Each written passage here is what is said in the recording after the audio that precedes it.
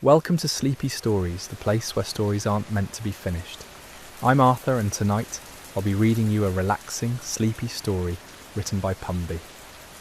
We're going to take a gentle evening stroll through the tranquil gardens of Kyoto, where ancient temples nestle among perfectly manicured landscapes, and every step invites you deeper into calm. Let your breathing slow. Allow your muscles to soften.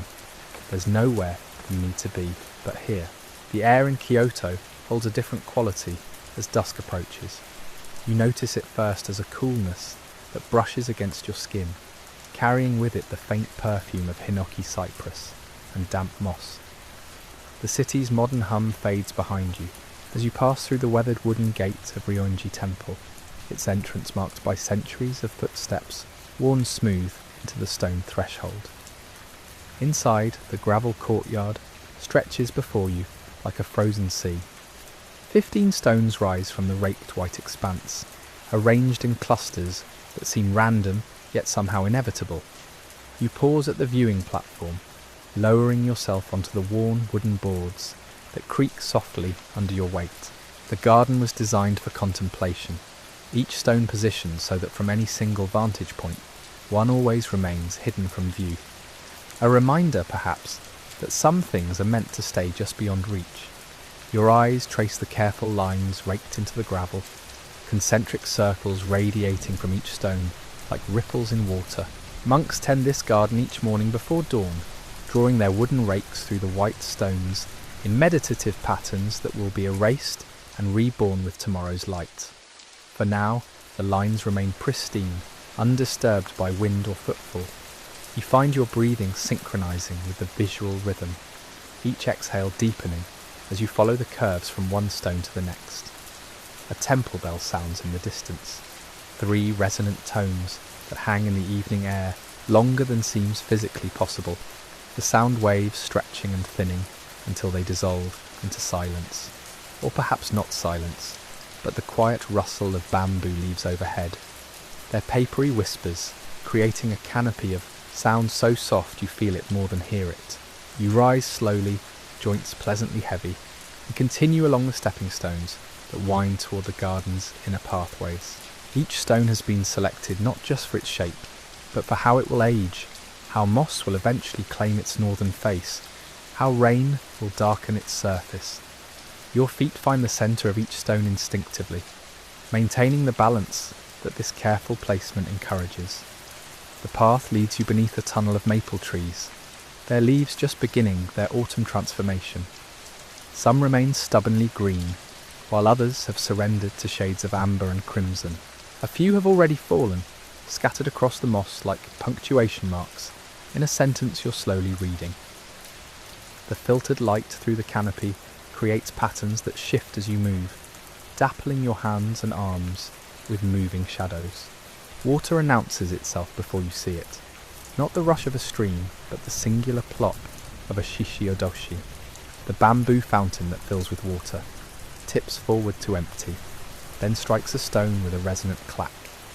The sound serves to startle deer from temple gardens, though here it functions more as a metronome for your wandering, marking time in a way that somehow exists outside of time entirely. The koi pond appears around a gentle curve, its surface dark and mirror-like in the fading light. Orange and white shapes glide beneath, their movements unhurried and dreamlike. One fish rises toward the surface, mouth opening in a perfect circle that creates concentric rings spreading outward, intersecting with rings from another fish, the patterns overlapping and interfering with each other in complex geometries that dissolve even as they form. You kneel beside a low stone basin filled with water so clear it seems invisible. A bamboo ladle rests across its edge, drops of water still clinging to its curved interior. This is a tsukubai, a place for ritual purification before entering the tea house that sits just beyond. The water is cold against your fingertips, spring-fed from somewhere deep beneath the temple grounds, carrying with it the mineral taste of stone and earth. The tea house itself is smaller than you imagined, its low doorway requiring you to bow as you approach. This isn't accidental. The gesture of humility is built into the architecture itself, a physical reminder that all who enter do so as equals, leaving status and ego at the threshold. You don't enter now, but you appreciate the weathered cedar of its walls, the way the building seems to have grown from the landscape rather than being placed upon it. Stone lanterns line the path ahead, their carved granite forms softened by years of rain and wind. None are lit yet, though soon a temple keeper will make the rounds, with flame and taper, bringing each one to gentle life. For now, they stand as silent sentinels, their empty chambers holding only gathering darkness and the memory of 1,000 previous lightings. The garden opens into a wider space where a traditional sand and stone arrangement stretches before you. Unlike the stark geometry of the rock garden, this space incorporates water with a narrow stream channeled between carefully placed boulders. The water's voice changes as it encounters different stones. High notes where it rushes over pebbles, deeper tones where it pulls briefly before continuing its descent. You could map the entire watercourse with your eyes closed, following its song from source to destination.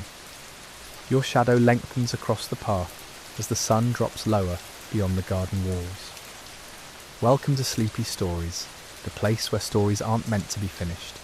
I'm Arthur, and tonight I'll be reading you a relaxing, sleepy story written by Pumby. We continue our evening wandering through a tranquil Japanese temple garden, where autumn settles gently around us and time itself seems to slow. Let your breathing deepen as we walk together through this peaceful sanctuary, where every detail invites you to release the day and drift into calm. Your shadow lengthens across the path as the sun drops lower beyond the garden walls. The temperature shifts with it, that particular cooling that comes not as cold but as relief, as permission to settle. You pull your sleeves down over your hands without thinking, a small gesture of accommodation to the changing air. Ahead, the path splits. To the left, stepping stones cross a wider section of the stream, each one placed precisely one comfortable stride from the next. To the right, the trail continues along solid ground, winding between azalea bushes that will explode into pink clouds come spring, but now sit dormant, conserving energy. You choose the stones. The first step requires attention. The stone's surface is slightly damp from mist, textured enough to provide grip, but smooth from centuries of feet making this same crossing. Water flows around its edges, creating a sound like whispered conversation. The second stone sits at a slight angle, naturally tilted by the earth's subtle shifting. You adjust your stance without conscious thought, your body understanding the geometry before your mind does. Midway across, you pause. From here, the garden reveals a different version of itself. The tea house glimpsed from this angle shows its northern wall, where moss has claimed the lower third of the cedar planks in a gradient from deep green to bare wood. A single window, its shoji screen closed, glows faintly with interior light someone must have lit while you were walking. The illumination is gentle, barely there, like the last light in a house where everyone has already gone to sleep. The stream beneath you moves with purpose but without urgency. Small leaves boat past, spinning slowly in minor eddies before continuing downstream. One catches against your stepping stone, held there by surface tension and current, trembling with the effort of both staying and going. Then it releases, continuing its journey to wherever the water leads, beyond the garden walls and into the world outside. You complete the crossing. The path here is different, covered not with gravel but with pine needles, their cushioning softness changing the sound of your footfalls from crunch to whisper. The scent rises with each step, that clean sharpness that speaks of altitude and endurance, of trees that have watched seasons cycle through hundreds of times. A wooden bench appears, positioned to face back across the stream, toward the view you just left. Its planks are worn smooth, darkened by weather and time.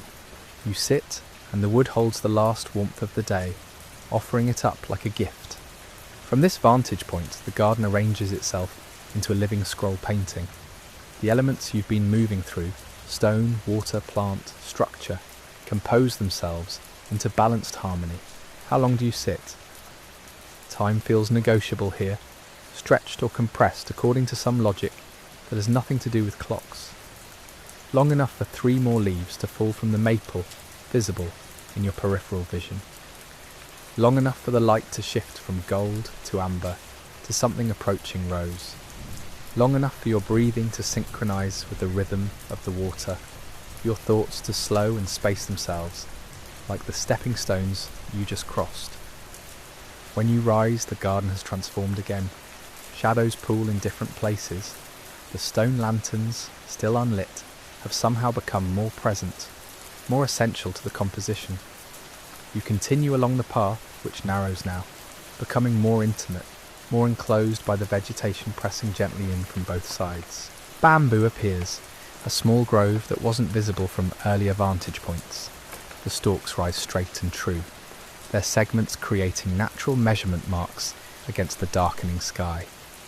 They sway as one, responding to a breeze you can't yet feel at ground level, producing that distinctive clacking sound, like wooden wind chimes, like the skeleton percussion section of some ancient orchestra.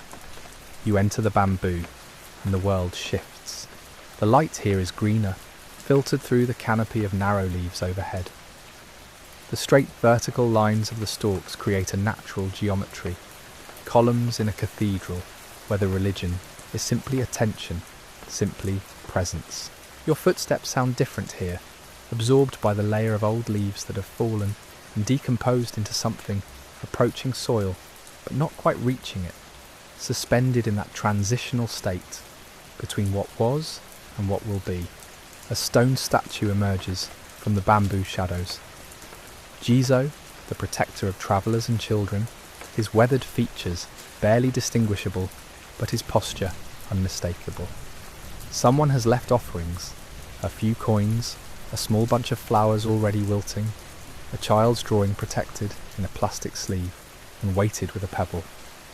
The stones stacked at his feet number 7, each one balanced on the next, a prayer made physical. The path curves again, and the bamboo releases you back into open space.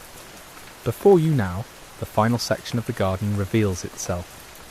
A meditation pavilion stands at the highest point, its open sides offering shelter without enclosure. Stone steps lead upward, each one slightly different in height and depth, demanding continued attention, continued presence. You begin to climb. Welcome to Sleepy Stories, the place where stories aren't meant to be finished. I'm Arthur, and tonight I'll be reading you a relaxing, sleepy story written by Pumby. We continue our peaceful journey through a traditional Japanese garden at dusk, where every element invites contemplation and calm. Find a comfortable position, let your breathing settle into an easy rhythm, and allow yourself to drift into this tranquil space. The steps are cool beneath your feet, each stone worn into a shallow depression at its centre, where countless visitors have climbed before you. 15 steps in total, though you don't count them consciously. Your body does the counting, your muscles learning the rhythm of ascent through repetition rather than thought. Halfway up, you pause, not from exhaustion, but from instinct, from some wordless understanding that rushing contradicts the purpose of this place. Behind you, the garden spreads out in layers. What seemed flat from within reveals its careful architecture from above. The pond sits lower than you remembered, cradled in its basin of earth and stone. The paths you walked weave between plantings, with a logic that's clear only from this elevated perspective. Everything connects, everything flows. You turn back to the remaining steps and continue upward. The meditation pavilion waits with the patience of inanimate things that have no concept of waiting. Its roof, dark wood aged to almost black, curves slightly at the corners in that distinctive way that suggests wings, suggests flight, suggests the possibility of transcendence without the burden of leaving Earth entirely. 4 pillars support the structure, one at each corner, their surfaces smoothed from years of weather, and occasionally a hand reaching out to steady itself. No walls interrupt the space between pillars. The pavilion offers shelter from rain, from sun, but never from the world itself. It frames rather than excludes, curates rather than isolates. You step inside and the quality of space changes immediately.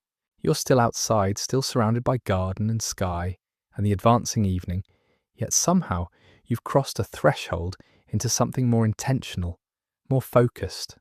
The wooden floor is swept clean, polished by use until it catches what remains of the light and holds it, glowing softly like amber. Like a single cushion rests at the centre, positioned to face the garden's best view.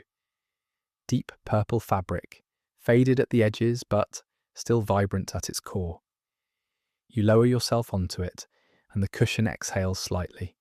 Compressed batting releasing air in a sound like a contented sigh. Cross-legged, hands resting loosely on your knees, you face outward. The view from here justifies the climb. The entire garden composes itself before you like a scroll painting coming to life, executing its purpose across 3 dimensions and through the 4th dimension of time. The pond reflects the sky's deepening colours. The stone lantern stands sentinel. The maple tree, that constant presence, spreads its branches in gestures that seem newly meaningful from this angle. How many people have sat exactly here, seen exactly this? Thousands, certainly. Perhaps tens of thousands across the decades since this pavilion was built. Each one arrived carrying their own thoughts, their own concerns, their own particular flavour of restlessness or seeking. Each one left something behind, took something away. The cushion beneath you holds the impression of all those bodies, all that collective stillness. The air around you carries the residue of all that exhaled breath, all those released tensions. You're alone here now, but you're also in the company of everyone who ever sought what you're seeking. Peace, quiet, a temporary reprieve from the relentless forward motion of ordinary life. A bird calls from somewhere in the garden below. 3 notes, descending, each one pure and clear. Another bird answers from the opposite direction. Same 3 notes, but in reverse, ascending. They're having a conversation in a language that predates human speech. Will outlast it too. You listen without trying to interpret, without assigning meaning. The sound simply is. Your presence here simply is. The garden continues its subtle transformations. A breeze moves through, and suddenly you can smell the pine more strongly. Then the water. Then something floral you haven't identified. The scents layer and separate, blend and distinguish themselves. A constantly shifting composition that exists only in this moment will never be exactly replicated. The stone lantern seems darker now against the sky. Soon someone will come to light it. Or perhaps it lights itself through some mechanism you haven't noticed. Or perhaps it remains dark, its purpose fulfilled simply by standing there, by marking that particular point in space as significant, as worthy of acknowledgement. Your shoulders have dropped without you noticing when it happened. That chronic tension at the base of your skull has loosened its grip.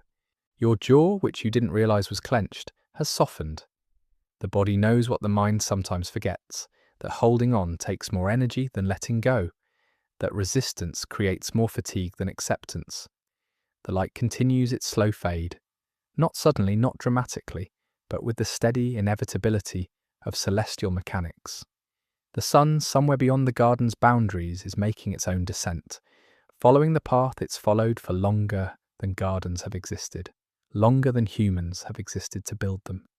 You're witnessing one rotation of an event that happens daily, yet somehow it feels singular, unrepeatable, precious. In the distance, beyond the garden walls, you hear the muted sounds of the world continuing. Traffic, perhaps, voices, the ordinary machinery of human life, maintaining its rhythms. But here, inside this carefully constructed sanctuary, those sounds arrive muffled, gentled, transformed into something almost musical by distance and intention. The garden is preparing for night. Welcome to Sleepy Stories, the place where stories aren't meant to be finished. I'm Arthur, and tonight I'll be reading you a relaxing, sleepy story written by Pumby. We continue our evening in a Japanese garden as twilight deepens. Let the rhythm of this place slow your thoughts, breathe with the garden. Let yourself drift. The shadows are lengthening now, stretching across gravel and stone, like reaching fingers. Not ominous, but gentle, as though the garden itself is settling down for rest. The koi have moved deeper in the pond, away from the surface where light still plays. You can barely see them now, just occasional flashes of white or gold when one turns at a particular angle, catches the last remnants of daylight on scales that evolution designed to shimmer. There's a quality to this hour that exists nowhere else in the day. Not quite day, not yet night. The Japanese have a word for it, probably several, because they seem to have language for these in-between states that other cultures leave unnamed. The garden understands this threshold time. Everything here seems designed to honour it, to hold space for this particular quality of light and shadow, sound and silence. The pavilion feels smaller now, or perhaps more intimate. The darkening sky makes the interior seem more defined, more separate from the world beyond. You've become part of the structure. Your breathing matches its rhythm. Your stillness mirrors its purpose. If someone were to photograph this scene, you'd be indistinguishable from the pavilion itself, just another element composed of shadow and form. Below, the path you walked earlier has disappeared into darkness. You remember its turns, the feel of gravel underfoot, but you couldn't navigate it now without light. The garden has transformed into something else entirely. What was visible has become suggested. What was defined has become mysterious. This happens every evening, this reliable metamorphosis from one state to another. A cool breath of air moves through the pavilion. You feel it on your face first, then your arms. The temperature has dropped just enough to notice, just enough to make you aware of your skin as a boundary between inside and outside. The air carries moisture now, the day's warmth releasing what it held. Soon there will be dew on the maple leaves, on the stones, on every surface the garden offers to the night. Somewhere close by, an insect begins its evening song, a cricket perhaps, or something similar. The sound is rhythmic, mechanical almost, yet organic in its slight variations. One insect, then another joins, then several more. They're tuning up, preparing for the nocturnal symphony that will play until dawn. You've heard this sound countless times before, in different places, different contexts, but here now it feels essential rather than incidental. The stone lantern has become almost invisible. Its shape persists as a darker darkness against the general darkness. You wonder about its history. Someone carved that stone, shaped it with intention and skill. Someone decided exactly where it should stand, at what angle, creating this particular relationship with pond and tree and viewing point. How long ago? The stone itself is ancient, but its current form might be decades old or centuries. The garden doesn't reveal its age easily. Your eyes have adjusted now. What seemed dark minutes ago has resolved into gradations of shadow. You can distinguish the tree from the sky, the water from the shore.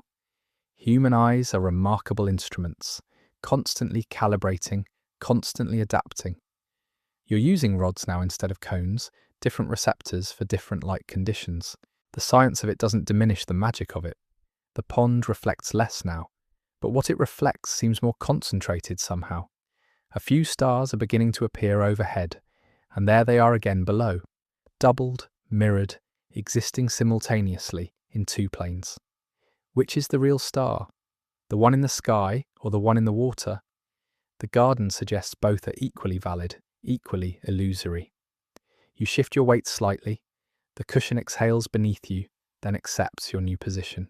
Your legs have gone from crossed to extended without you making a conscious decision to move them.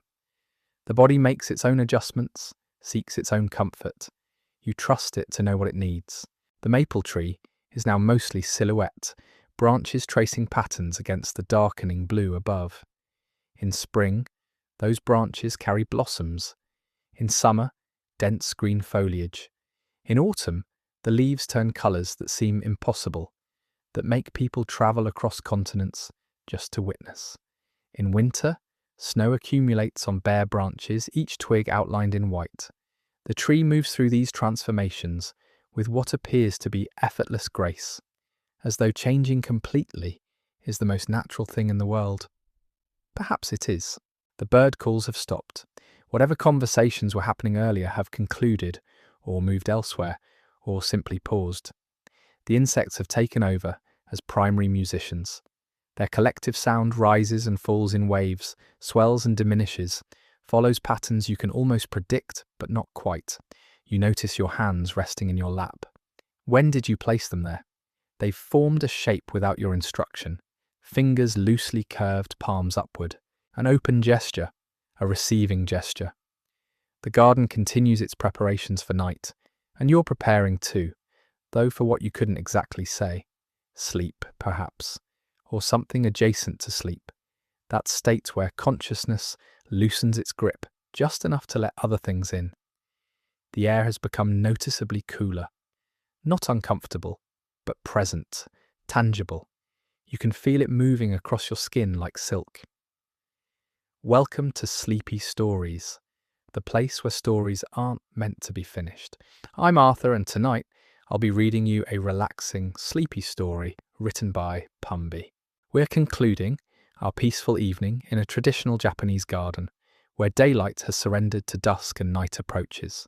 Let your thoughts settle like stones beneath still water as we complete this gentle journey together. The temperature drop registers not as discomfort, but as information. Your body reads it, adjusts, finds equilibrium without effort.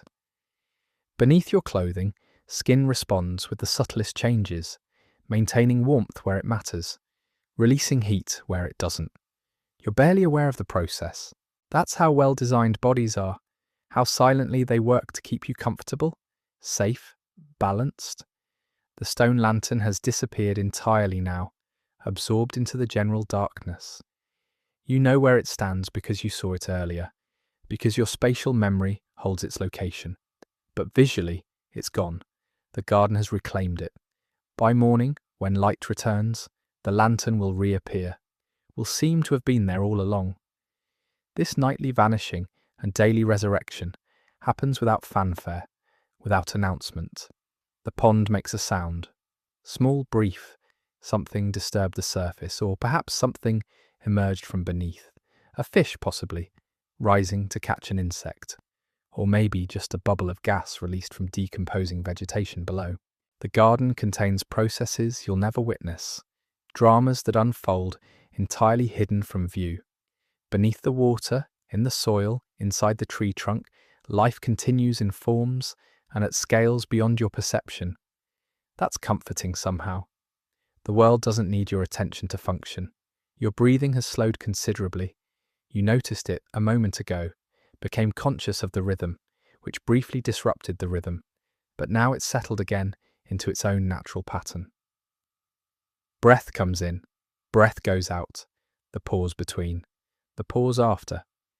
4 phases, endlessly cycling, requiring nothing from you except permission to continue. The insects maintain their chorus, but you've stopped hearing it as sound and started experiencing it as texture. It fills the space the way darkness fills the space, completely but not oppressively. It's become part of the baseline, part of what simply is. Your mind has categorized it as non-threatening and filed it away. Now it exists at the edges of awareness, present but not demanding. A breeze moves through. You feel it on your face first, then your arms. The maple tree responds with a whisper of leaves, a soft rushing that rises and fades. The pond's surface shivers. Ripples spread outward from no central point. Patterns overlapping patterns. Then stillness returns. The breeze passes. Was it even real? Your skin says yes. The tree confirms it. The water agrees. But it came and went so quickly, left so little trace. You think about impermanence, about how everything that seems solid is actually in constant flux. The garden knows this. That's why it doesn't cling. The flowers bloom fully aware they'll fade. The leaves turn brilliant colours while already beginning to fall. Nothing here pretends it will last forever. That honesty creates a peculiar peace. Your eyes have adjusted as fully as they're going to. This is as much as you'll see until dawn, and it's enough, more than enough. The shapes around you have achieved their nighttime forms, their shadow versions. They're simplified now, reduced to essential outlines. Detail has been temporarily suspended. What remains is structure, gesture, relationship. The tree stands in relation to the pond. The stones rest in relation to the path. You sit in relation to all of it. These connections persist regardless of light. Something shifts in your chest. Not physical exactly, though you feel it physically. A release maybe? A letting go of something you didn't realise you were holding? Your shoulders drop half an inch. Your jaw unclenches. Tension you've carried for hours or days or longer begins to dissolve. The garden isn't doing this to you. It's simply providing conditions where this can happen, where you can finally permit yourself to soften. The difference matters. You haven't been fixed. You've been allowed. The stars above have multiplied. What began as one or two has become dozens, then hundreds. They emerge not dramatically but gradually, like a truth revealing itself piece by piece. The pond reflects this expanding constellation, creating a second sky below. You're suspended between two infinities above and below, neither more real than the other. Your position right here, right now, feels both infinitely small and perfectly sufficient. The night continues assembling itself around you. Coolness deepens, darkness settles. The insect chorus swells and softens in waves that match your breathing. Or maybe your breathing has synchronized to them. It's impossible to say which is leading, which is following. Perhaps neither. Perhaps it's just two rhythms that happen to align, that found each other in the darkness and decided to move together for a while. Your thoughts have become simple, sparse, like the garden itself. No elaborate narratives, no complex problems requiring solutions. Just observations, just presence. This is dark, this is cool, this is quiet, this is enough. The stone beneath you holds steady. The earth beneath the stone holds steadier still. Everything rests on something else, support upon support all the way down. You're held completely. You always have been. The garden has taught you nothing new really. It's simply reminded you of what you already knew but had forgotten. That stillness exists. That peace is possible. That you can stop, can rest, can simply be without constantly becoming. The maple tree stands in its darkness. The pond holds its reflections. The stone lantern waits invisible for morning. And you sit here, breathing, present, complete exactly as you are. This moment doesn't require improvement. This garden doesn't demand anything. You've arrived at exactly the right place, at exactly the right time, in exactly the right way. The cushion beneath you has become part of you, or you've become part of it. The boundary between body and support has blurred into irrelevance. You could rise if needed, but the need hasn't arrived, won't arrive. The garden has absorbed you into its evening ritual, made you another element in its composition of rest and shadow. Above, the stars continue their patient emergence. Each one appears not with announcement, but with the quiet certainty of things that were always going to happen. Below, their reflections waver slightly, disturbed by movements too subtle to name. The pond breathes, the garden breathes, you breathe, all part of the same exchange, the same circulation of air and time and presence. Your eyelids have grown heavy without you noticing the gradual accumulation of weight. They close briefly, then open, close again. The difference between open and closed becomes less distinct. Darkness exists on both sides now. The garden looks nearly the same through closed lids as through open ones, just slightly softer, slightly more distant. The insects continue their song, but you're drifting beneath it now, floating in that space where sound becomes texture, becomes feeling, becomes nothing in particular. The maple tree stands watch. The stone lantern holds its invisible post. The path remembers your footsteps. Everything remains exactly where it should be, doing exactly what it does, requiring nothing from you except this surrender to the simple fact of night, of rest, of the day, finally, completely done.